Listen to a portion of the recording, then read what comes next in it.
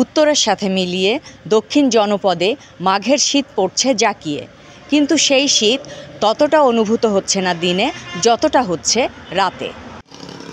সাতক্ষীরা রাত্রিতে প্রচণ্ড ঠান্ডা, নদী এলাকা, আমাদের প্রচণ্ড ঠান্ডায় কষ্ট হচ্ছে, গাড়ি ঘোড়া চালানো যাচ্ছে না। তীব্র শীতে কষ্ট পাচ্ছে এই অঞ্চলের খেটে খাওয়া শ্রমজীবী মানুষ। আমরা খেটে খাওয়া মানুষ, প্রতিদিন ভোরবেলা আমাদেরকে বেরোতে হয়। আমি একজন ইজি বাইক চালক। প্রতিদিন মনে করেন যে আমাদের এই ইজি বাইকের ওপরে রুজির ওপর আমাদের নির্বাহ করে। আমার একটি বাচ্চা আছে ছোট, কিন্তু আমরা কোনো সরকারি বা বেসরকারি প্রতিষ্ঠান থেকে কোনো রকম আর্থিক সহযোগিতা বা শীতবস্ত্র পাই না।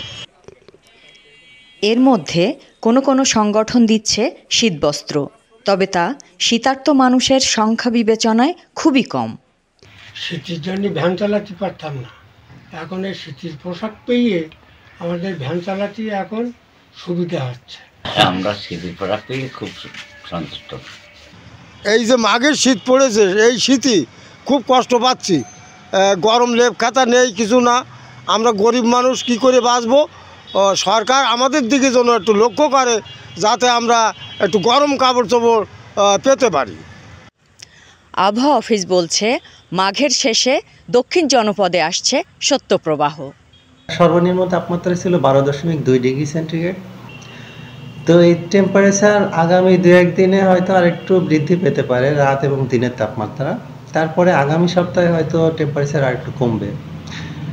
তো উত্তরাঞ্চলের দিকে এখন শৈত্যপ্রবাহ বয়ে যাচ্ছে। এই মাসের শেষের দিকে হয়তো বা টেম্পারেচার আর একটু কমবে। আর বর্তমানে প্রায় প্রতিদিনই সকালের দিকে কুয়াশা থাকছে। আগামী এই মাসের শেষের দিকে একটা শৈত্যপ্রবাহ হওয়ার সম্ভাবনা আছে।